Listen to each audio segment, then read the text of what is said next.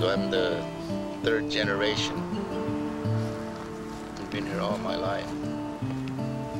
I'm a descendant of Captain Horse, the first Indian leader that was given a piece of land here on this reservation. And his Indian name was Izawi, or the Coyote Rope.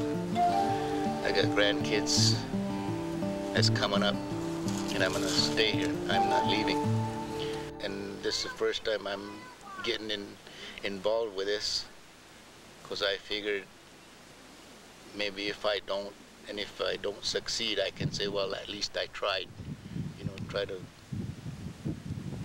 keep my land instead of putting that stuff here. The reason everybody's here today is to discuss the issue with the people where they are proposing to put the nuclear waste, and to educate them, make them aware of the hazards, the health hazards of today and of tomorrow's people. In Oklahoma, we had 11 Indian tribes that all put in for these grants to study nuclear waste, and we've been able to get all of them to withdraw, and the most recent one was the Tonkawas. I'd like to say to the Fort McDermott, Paiute, and Shoshone people here, you're not alone. I mean, you know, they're trying to do this to all of our Indians all over the nation, and we're just trying to explain to you what we've been able to do to stop the Department of Energy and the federal government and the nuclear industry from putting this nuclear waste on our Indian lands. I made this trip just to tell my Native Americans over here not to make the same mistake as we Lagunans did, and I hope they'll understand and realize what I said is the most important thing, or the most important decision that they have to make, is not letting anybody destroy their beautiful land.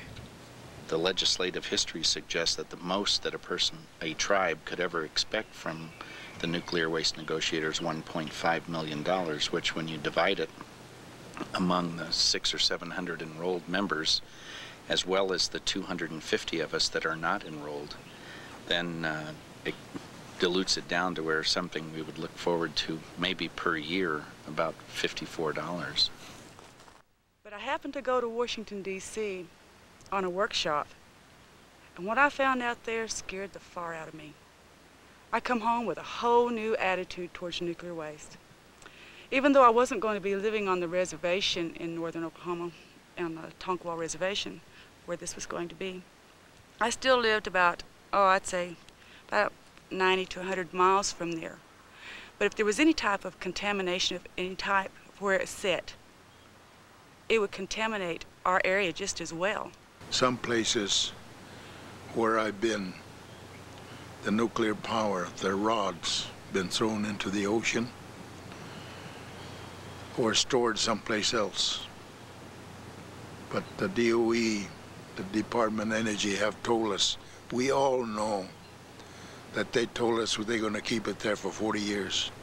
After 40 years, they're going to dig them up and move them to a permanent storage. They haven't found that permanent storage yet, but they're still moving them around. What are they trying to do to us as a people? Try to shorten our life or kill us off, or what is it? Put it in these generals and admirals' backyards and let them prove it's safe. And every congressman and senator that votes for it, put one in their yard and let their families prove that these materials will be safe to breathe and won't contaminate the land. So why should our peoples always be the ones to say that it's not safe and we have to prove that it's not safe? Well, let them prove it's safe by using their own generals and admirals and their families, senators and congressmen that think it's a good idea. Let them bear the fatalities that will arise from it.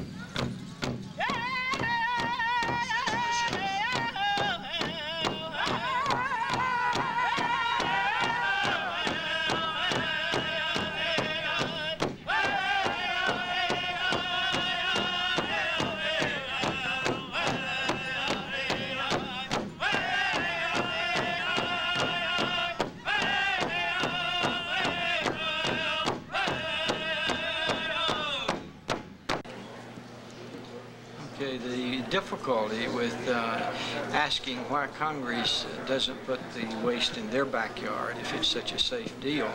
Goes back to the issue of we versus they. In our system of government, Congress has the same problem that the citizen has. We all have this waste. This waste has been created to produce electricity for us. And we've utilized the electricity. And now comes the time to dispose properly of the waste. And there's no we or they. We're all the same country, and the waste must go somewhere. And the issue is it going to be done safely? Now that the former Soviet Union has revealed some of the tremendous amounts of damage that had been done to the environment and people on a much larger scale than here at the United States, but that's not to minimize what had been done here. The Hanford Nuclear Reservation is the oldest and largest nuclear facility in the country, and as a consequence we have the most waste by volume there at Hanford. And the Yakima Nation became involved about 1977, and by 1978 we found that Hanford had been considered a possible location for a high-level nuclear waste repository. Upon informing the Department of Energy and requesting information, they eventually asked me, "What business is this of yours?" And I said, "You happen to be on the ceded area of the Yakima Indian Nation due to the Treaty of 1855. And each manager, each scientist, each engineer said, "Treaty? What treaty? What the hell are you talking about?" If we're going to save the Native Americans, we should be classified under endangered species. We should be saved. And until you've had somebody die from radiation exposure, have them die from leukemia or cancer, or have severe mental, physical retardation, or any other number of illnesses, you don't have a full understanding of what the risks are. You don't have balanced information.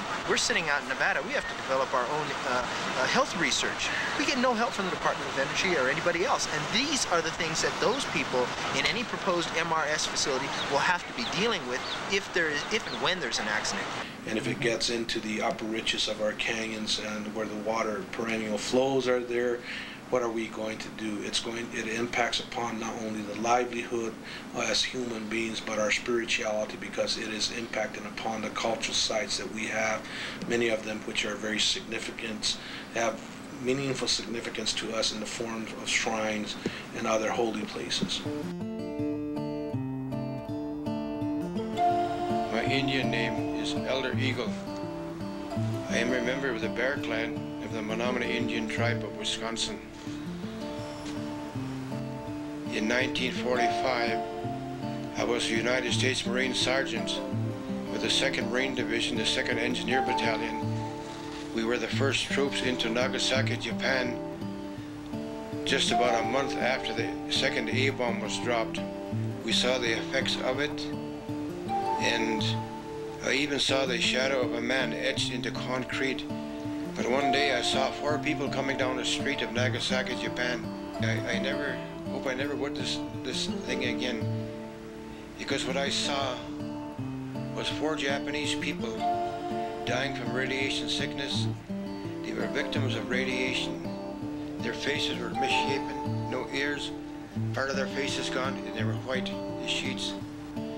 I took a solemn vow at that moment that it would never happen to my people as long as I had a breath in my body.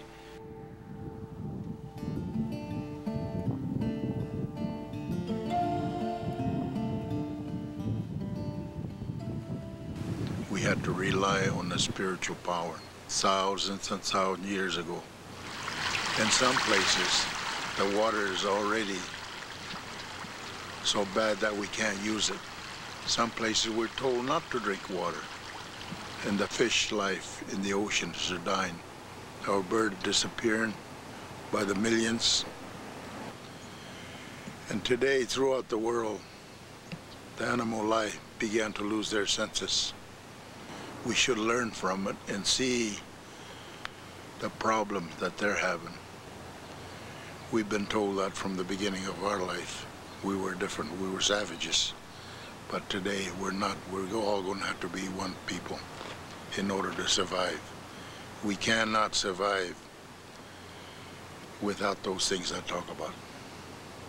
I've made visitations to some of the Holden ponds, the evaporated ponds of hot water, where I've seen the animals, the wild game that we consume on a regular basis, the effect that it has on many of the herbs, the roots and the plants that we gather, the nuts that we gather from peon trees and whatnot, that we have at this point in time been involved in our food chain, the many things. One of the most radical things that I've heard, from one of our sister pueblos, is that last year when one of the pueblos went out for a communal hunt, they brought a elk down that was to them and to one who was knowledgeable, that was full of tumors, so that when they brought the elk down, they did not bring it down into the community because they were afraid. The problem is that when you get to the local level of where, the issue and the question of where are we going to do this national policy of sound and safe disposal, which everyone agrees to, suddenly becomes a very controversial thing, because then it's a personal and parochial issue. It's no longer a national policy question. Given the examples of Rocky Flats in Colorado and the other places, that when human beings handle dangerous material, that eventually something spills or creates a hazard of some sort, like Rocky Flats. The Department of Energy did come out with a statement that they wanted the entire 8,000 membership of the Yakama Nation to go to work at Hanford cleaning it up. What more? How much more do our people have to bear? The more I learned about the dangers of radioactive materials, they wanted us to eliminate ourselves. We thought there was a lot of good money, and up to now I'm still sorry that my native people had to let the land go and have it being destroyed. The concept that you can separate the environment and the humans and health is not possible, especially when you approach it from a cultural viewpoint. You cannot separate health from the environment, otherwise the environment will continue to lose. The problem is that the nuclear reactors that are producing electricity in this country need a place to dispose of some of this waste now, because the fuel pools are filling up. It actually is a form of genocide because of the harm that it can do. The harm that it can do to the genes in the reproduction of our people. So it's a very, very important issue to us, and I'm just under the impression that we here in the United States should just plain not produce anything that cannot be safely disposed of. And the more I learned, the more I knew it wasn't a good idea for my people to be involved in it. The spiritual part of the whole thing here is that the people that's doing what they're doing really don't understand what damages they are doing to the spiritual way of life of all the living things. Even if they're promised this and they pass it, it's still got to go through Congress, and Congress tells you whether you're going to get that money or not. And if Congress will probably say, no, but you've still voted it in, you're going to get your MRS with all your nuclear waste and no money. That's sad. You're still going to be sitting on the sideline looking out at the world. I think the more nuclear-free zones are established, gosh, if we just had them all over the country, we'd no longer have to worry about where you put it. We'd just almost have to automatically shut down these reactor plants. Listen to what I say, that this is a story and a philosophy that was taught to me by my old people many, many years ago.